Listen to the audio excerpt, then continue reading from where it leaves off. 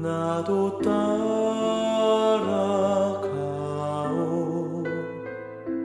모든 물과 피를 흘리신 그 길을 나도 가오. 험한 산도 나는 괜찮소. 바다 끝이라도 나는 괜찮소. 죽어가는 저들을 위해 나를 버리길 바라오. 아버지 나를 보내주오. 나는 달려가겠소.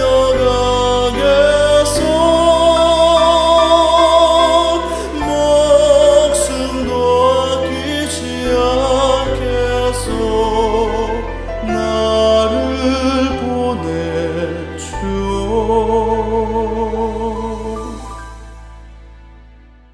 안녕하세요. 또 오늘 공부할 사도행전은 사도행적 44장 가이사의 집 사람들. 여기 가이사는 황제라는 말하고 같은 것이고요. 이 당시에 로마 황제가 네로였지요.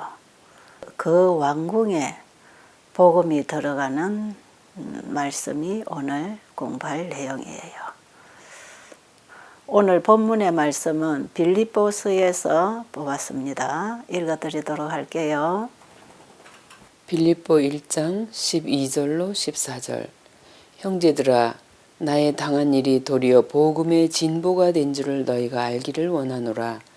이러므로 나의 매임이 그리스도 안에서 온 시위대 안과 기타 모든 사람에게 나타났으니 형제 중 다수가 나의 매임을 인하여 주 안에서 신뢰함으로 겁없이 하나님의 말씀을 더욱 담대히 말하게 되었느니라. 빌립보 4장 21, 22. 그리스도 예수 안에 있는 성도에게 각각 문안하라. 나와 함께 있는 형제들이 너희에게 문안하고 모든 성도들이 너희에게 문안하되 특별히 가이사집 사람 중 몇이니라. 옛날이나 지금이나 복음은 언제든지 가난하고 비천한 가운데 있는 사람들이 훨씬 빨리 받아들이지요. 그런데 지금 바울이 세계의 수도가 되어 있는 그 화려한 로마에 갔을 때에 바울의 모습은 가장 가난하고 비천한 모습이었죠. 사람이 볼 때 말이에요. 늙고 병들고 쇠고랑에 차인 죄수로서 로마에 도착했을 때 바울이 이 로마에서 과연 복음의 영향력을 끼치고 복음 사업이 될 것인가?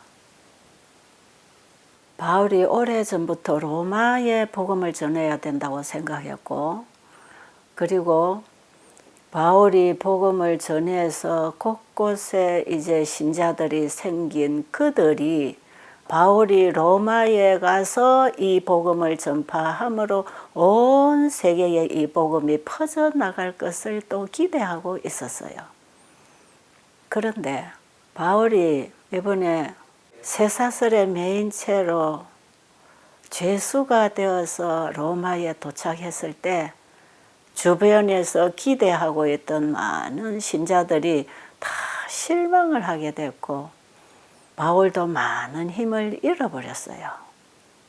그런데 이러한 화려한 도시에도 가난하고 비천에 찬 사람들이 많았고 노예들이 많았어요. 바울이 전하는 복음에 귀를 기울인 사람들이 주로 이런 계층의 사람들이 복음을 받아들였어요. 그런데 이런 하류 계층에 있는 사람들에게 복음을 전하기 시작한 이 일의 감화력이 궁전에까지 비쳐 들어가게 됐어요. 그랬기 때문에 황제의 궁전에 있는 사람들 중에서도 바울이 있는 곳에 와서 이 복음 소식을 듣기를 원했던 것이에요. 그 당시에 로마의 황제는 거의 세계를 다 지배하고 있었어요. 그러나 그 비천한 나사렛 예수를 그들이 알 리가 없었지요. 그런데 이 나라에 온 바울은 메인 몸으로 이 나라의 궁전에까지 복음을 전할 수 있는 길을 하나님이 여셨던 것이에요. 오늘 말씀해 보니까 바울은 매여 있었지만 하나님의 복음은 매여 있지 않았다, 이렇게 기록이 되어 있네요. 그렇지요.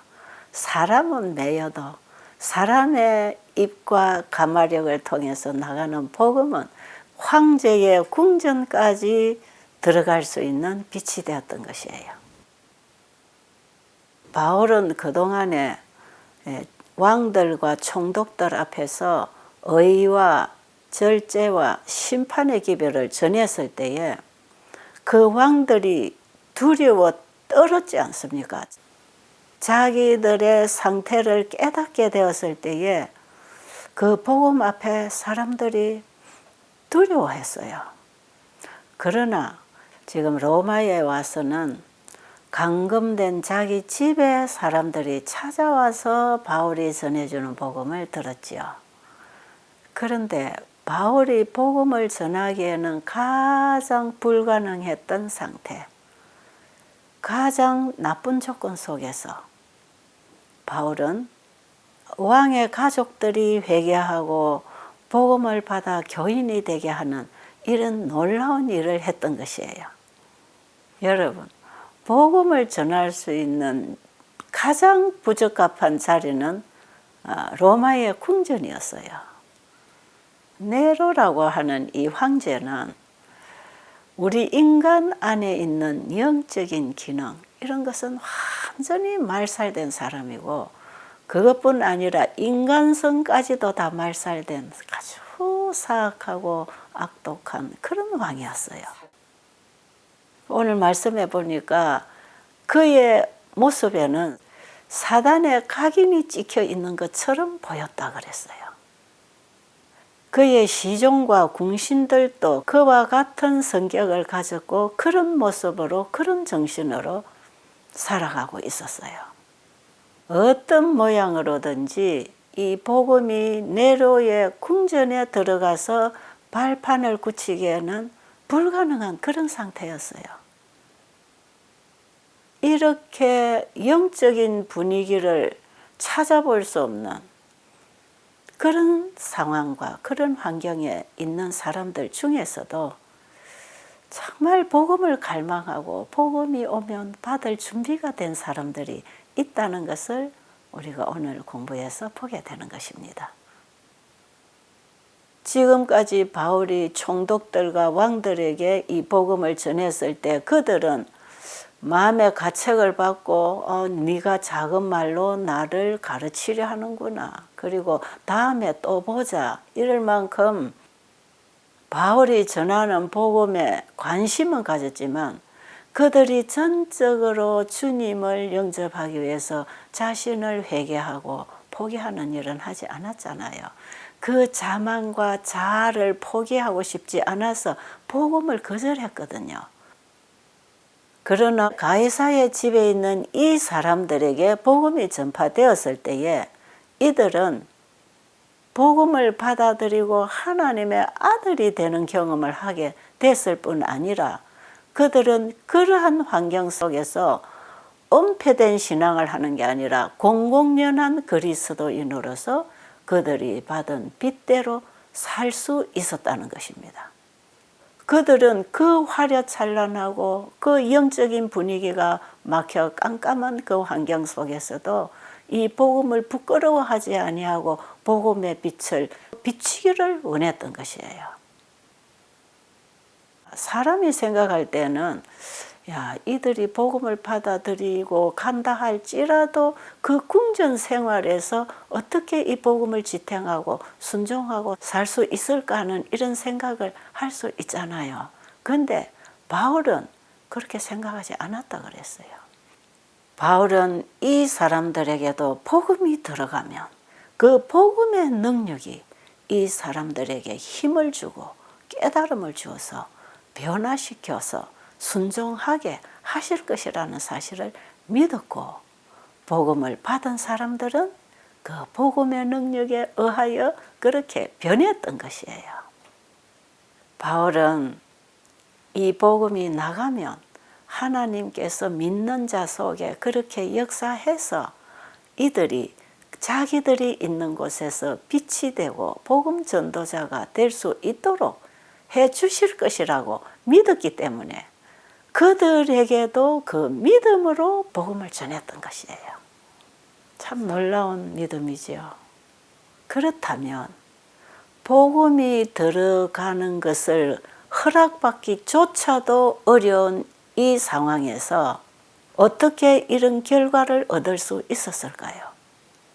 바울이 빌립보 교회에 보내는 편지 가운데서 바울이 쓴 내용 속에서 우리는 그 사실을 알 수 있을 것입니다. 빌립보 1장 12절에 보니까 형제들아, 내가 당한 이 일이 도리어 복음의 진보가 된 줄을 너희들이 알기를 원하노라. 바울이 쓴 이 말 속에는 바울이 갇혀있는 상황에서 이 복음을 전할 수 있는 가장 좋은 조건이 되었다는 것, 이것을 알려주고 싶었어요. 내가 갇혔기 때문에, 내가 쇠사슬에 매였기 때문에 이들에게 복음을 전할 수 있는 길이 준비된 것이다. 이것을 바울이 빌립보 신자들에게 알려주기를 원했던 것은, 바울이 복음을 전하다가 이렇게 비참한 모습으로 쇠고랑에 차여서 고통당하는 이 모습을 신자들이 보게 되면 혹시나 그들이 실족할까 봐 복음을 전하는 사람의 그 결과가 저렇게 비참하게 된다고 하면, 절에서 더 이상 복음이 전파될 수 없다고 하면 혹여나 그들이 믿는 하나님에 대해서 오해가 생길까, 이런 것을 바울이 상당히 염려했던 것이에요.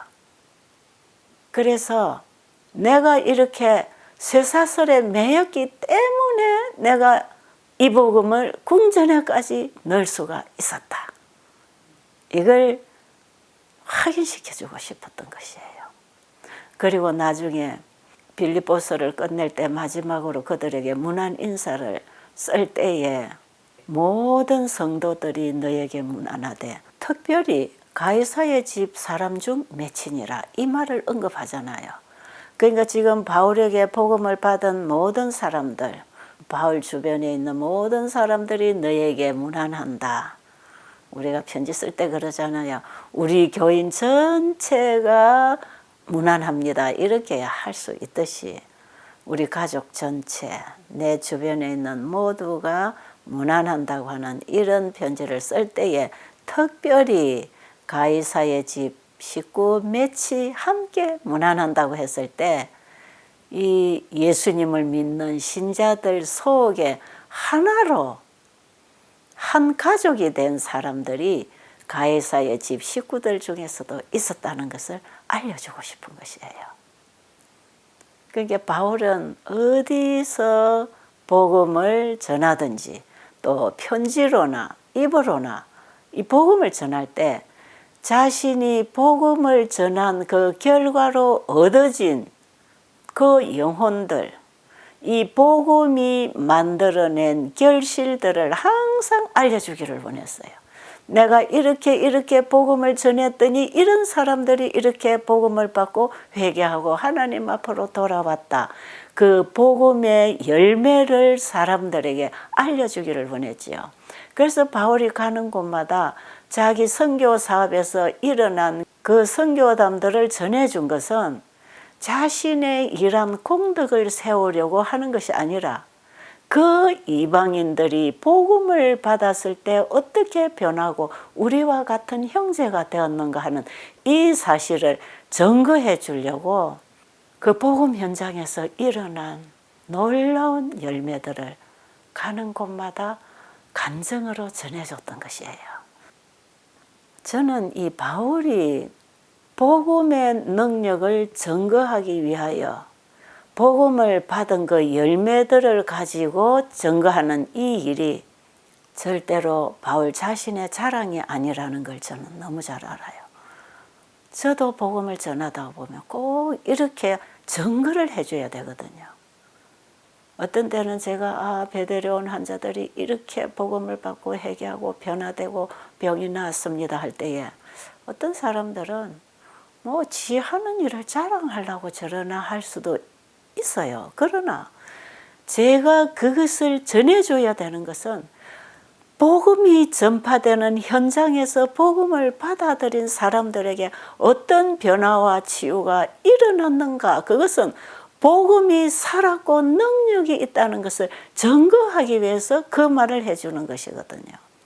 그리고 외방에 나가서 복음을 전했을 때, 어느 교회 어느 지역에 가서 복음을 전했을 때 그곳에 그 개인에게 혹은 교회에 그 나라에 어떤 변화가 일어났는가를 전해줄 때는 바로 복음이 현실로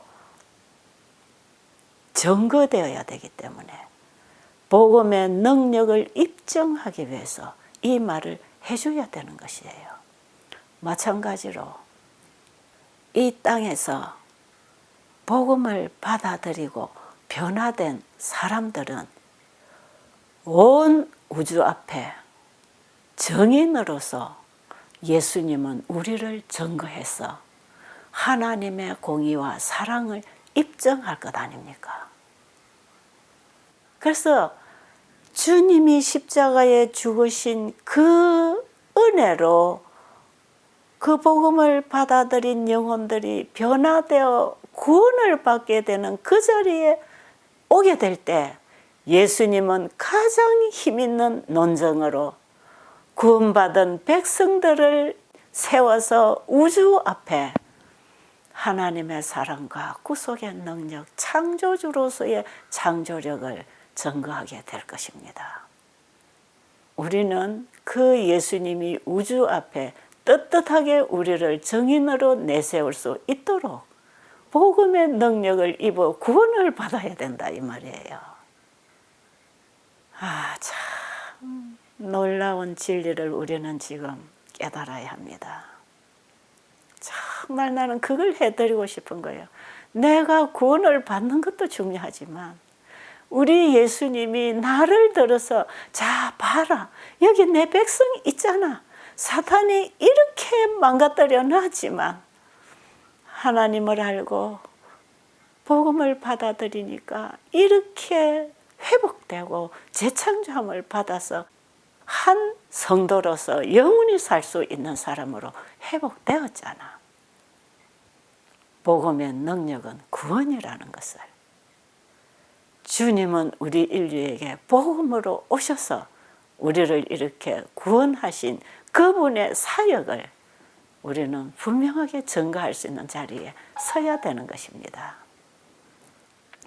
저는 이것을 주님께 해드리고 싶은 것이에요.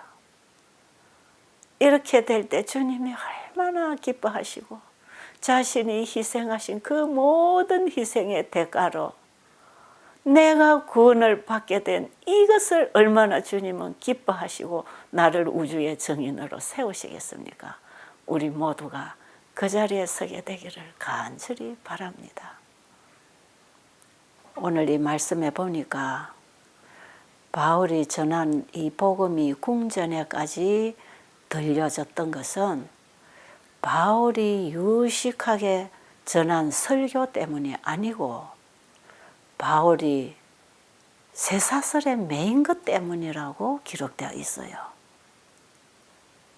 그리고 그 로마에 있는 사람들 중에 노예로 죄로 속박되어 있는 이런 사람들을 풀어줄 수 있었던 것은 바울이 속박된 사람이었기 때문에 가능했다는 것이에요. 그래서 바울은 빌립보에 편지를 보내면서 빌립보 1장 14절에서 이런 말을 했던 것이에요. 형제 중 다수가 나의 매임을 인하여 주 안에서 신뢰함으로 겁없이 하나님의 말씀을 더욱 담대히 말하게 되었느니라. 바울이 가장 비천하게 됐을 때 가장 비천함에 처한 사람들을 만날 수 있었다는 것. 그것 때문에 사람들이 바울의 말에 마음을 열고 복음을 듣고 믿었다는 것. 여러분, 예수님이 우리 죄인을 구원하러 이 땅에 오셨을 때에 만약에 하나님으로서의 영광을 가지고 이 땅에 오셨더라면 진정으로 사람들의 가슴 속에 그 하나님의 속성을 불어넣어 줄 수 있었을까요? 그렇게 할 수 있었다면 하나님이 그렇게 오셨겠지요. 그런데 하나님이 가장 비천한 인간의 모습으로 이 땅에 오신 것은 가장 비천에 처해 있는 우리를 만나서 우리 속에 하나님 속에 있는 영광스러운 그분의 속성을 넣어주려고 우리와 같은 연약한 인성을 입고 이 땅에 오셔서 우리를 만나주신 거예요. 그래서 우리가 예수님을 보고 알고 믿고 영생을 얻게 되는 것입니다. 그랬기 때문에 우리는 나의 형편이 어떠하든지 내가 왕궁에 사는 사람이든지 고위층에서 일을 하고 있든지 아니면 비천한 곳에서 일을 하는 가장 낮은 자리에 있는 사람이든지 중요한 것은 내 안에 예수 그리스도가 계시는가, 내가 나의 복음으로서 예수님을 영접하고 나의 주님을 증거하는 자리에 있는가, 이것이 중요하다는 것이에요. 그러니까 뭐 배우고 갖추어진 사람만 복음을 전하는 게 아니고 가장 낮은 자리에서 저처럼 이렇게 못 배우고 못 가진 자도 주님을 만나면 주님을 전하고 살게 되더라 이 말이에요. 우리는 가장 낮은 자리에서 가장 높은 분을 만남으로써 가장 높은 자리에까지 갈 수가 있는 것입니다. 나의 나된 것은 주님이 하신 것이다 이 말이에요. 여러분, 오늘 우리의 입장은 어떻습니까? 오늘 이 방송을 통해서 이 말씀에 같이 참여하고 계신 여러분들 어떻습니까? 나는 이것 때문에 저것 때문에 나의 이런 모습 때문에 저런 모습 때문에 내 환경이 이래서 내 가족이 이래서 여러분, 그래서 주저할 필요는 없다는 것이지요. 지금 로마에 와서 갇혀있는 이 바울은 이 세상 어느 누구보다도 가장 비천한 자리에 쇠고랑을 차고 늙은 백발로서 얼마나 추한 모습으로 가련하고 가난한 모습으로 매여 있습니까? 그러나 이 매임이 죄에 속박되고 사람에게 속박되어 비천하게 살아가는 사람들에게 복음을 줄 수 있는 가마력을 가지고 있었다는 것이에요. 그렇다 할지라도 바울은 조금도 자신을 굴하거나 비관하거나 자신의 모습 때문에 불행해하거나 불평하거나 슬퍼하거나 좌절하거나 이런 모습이 바울의 모습에서는 찾아볼 수가 없었다는 것이에요.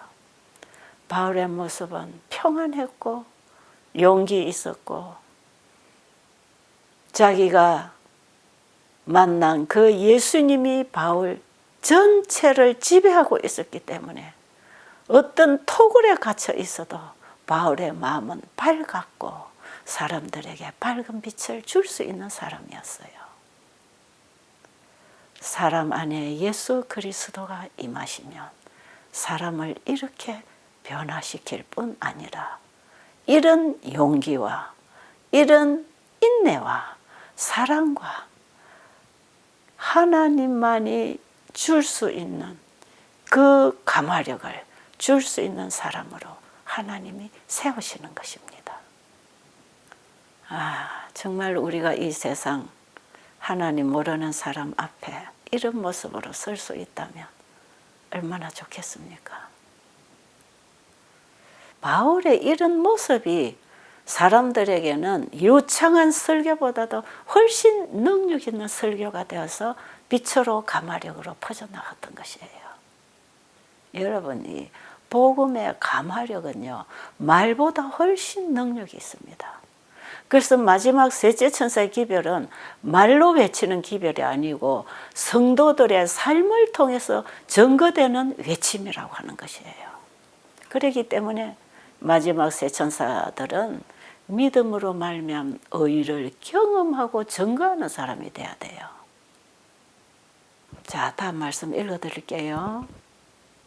세상의 정신과 매우 다른 그의 정신은 세상의 능력보다 더 높은 능력이 그와 함께 하고 있다는 것을 증거하였다. 그리고 그의 모본으로 말미암아 그리스도인들은 바울이 그 일을 위해 공적으로 활동하다 물러나게 된 그 사업을 옹호하는 사람들로서 보다 큰 정력을 가지고 일하지 않을 수 없게 되었다. 이러한 방법으로 사도의 속박은 영향력을 행사했다. 즉 그의 능력과 유용성이 단절되고 모든 형세로 보아 그가 최소의 일밖에 할 수 없는 것처럼 보였을 때 그는 그가 전적으로 제외된 것처럼 보인 밭들에서 그리스도를 위하여 단들을 거두어 들였다. 그 2년간의 투옥이 끝나기 전에 바울은 나의 매임이 그리스도 안에서 온 시위대 안과 기타 모든 사람에게 나타났다고 말할 수 있었고 빌립보인들에게 문안을 보낸 이들 가운데서 그는 주로 가이사집 사람들을 언급하였다. 사도행적 464. 여러분, 저는 지금 읽어드린 이 말씀을 보면서 그래, 내가 완전히 눈이 감겨서 이제는 일을 못할 거라고 생각하고 베델의 현장에서도 제가 이제 물러나서 이제 안방에서 그냥 죽을 때까지 방구석에 방콕하고 있을 줄 알았거든요. 그래서 저는 모든 걸 다 정리를 해버렸어요. 심지어는 제가 그동안에 복음을 연구하면서 썼던 노트까지, 그리고 제가 눈이 점점 어두워지면서 책을 연애신을 전부 다 확대를 해서 제본을 다 떠가지고 그래가지고 또 읽었어요. 작은 글이 안 보이니까. 이렇게까지 제가 눈이 점점 닫혀지는 데 따라서 글자 크기도 키워가면서 보고, 노트도 사면은 이런 큰 칸이 없으니까 우리 딸 보고 컴퓨터에서 이 노트를 만들어서 이걸 제본 뜨는 집에 가서 칸을 굵게 하고, 또 제가 미국에 다니면서 펜도 굵은 펜을 사가지고 그렇게 또 노트를 정리하면서 계속 눈이 다칠 때까지 공부를 했거든요. 말씀을 계속 연구를 했는데, 그런 거 이제 제가 눈이 딱 다치니까 다 필요 없잖아요. 그래서 이거 너 가져가고 이거 너 가져가고, 너 복음 전할 때 이거 좀 봐라, 도움이 될 거다 이러면서 나는 하나도 이제 못 볼 것이고 못 갈 것이고 못 움직일 것이고, 나는 이제는 여기서 이제 마무리를 해야 되겠다. 그래서 저는 모든 걸 다 마무리를 했어요. 그랬는데 그게 복음 사업의 마무리가 되는 건 아니더라고요. 내가 그동안에 하던 일은 마무리를 해야 됐지만 또 다른 방법으로 하나님은 일을 자꾸 시키시는 것 같아요.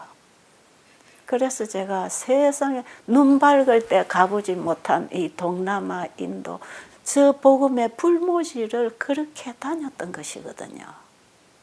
그리고 생각하지도 못한 인터넷 방송을 통해서 내게 주신 복음을 입으로 전해서 전파할 수가 있게 하나님이 이 길을 열어주시고, 또 나를 어떤 현장에 데려다 놓고 내가 할 수 있는 일을 그분이 시키실 것인지 몰랐어요. 그런데 오늘날 현재 주님은 나에게 쉴 틈 없이 일할 수 있도록 길을 열어 주신다는 것을 저는 알고 있어요. 제가 미국 가서 한참 얼마 일을 하고 오니까 어느 목사님이 아니 최 집사는 보이도 안 하는 사람이 뭐가 그리 바쁘게 다니냐고 그랬어요. 그래서 제가 목사님 제가 눈은 안 보이지만 입은 살아있잖아요. 그래서 이제는 입으로 가서 일해요. 제가 그런 얘기를 우스갯소리로 했지만 사실 그게 또 진실이었어요. 지금도 저는 귀에 들리고 들리는 소리를 듣고 입으로 말해줄 수 있어서 얼마나 감사한지 모릅니다.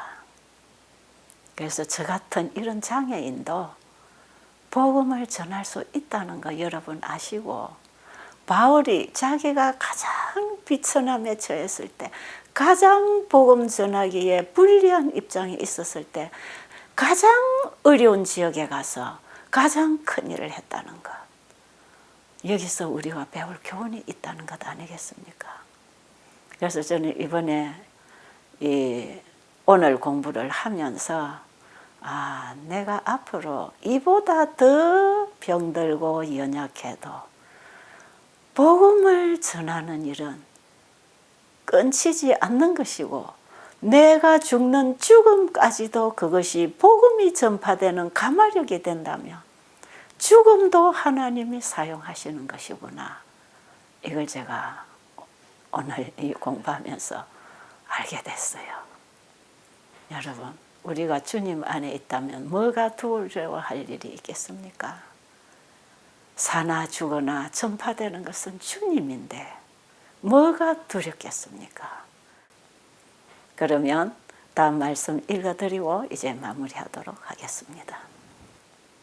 때때로 하나님의 종이 활동적인 의무에서 물러날 때에 우리의 근시안적 안목으로는 슬퍼할 신비스러운 섭리를 사용하셔서 하나님께서는 그 외의 다른 방법으로는 결코 성취할 수 없는 사업을 성취시키신다. 사도행적 465. 여러분, 이 말씀 잘 들으셨죠? 때때로 하나님의 일을 하던 사람들이 자기들이 활동하던 자리에서 물러나게 될 때 인간의 안목으로는 이해할 수 없는 그런 신비스러운 사건을 통해서 하나님은 일하신다는 것입니다. 그 외에는 다른 방법으로는 절대로 할 수 없는 그 일을 성취시키신다. 참 희망이지요. 저는 이런 말씀이 저에게 가장 큰 희망입니다. 그러면 오늘 공부는 여기서 마치도록 하겠습니다. 감사합니다.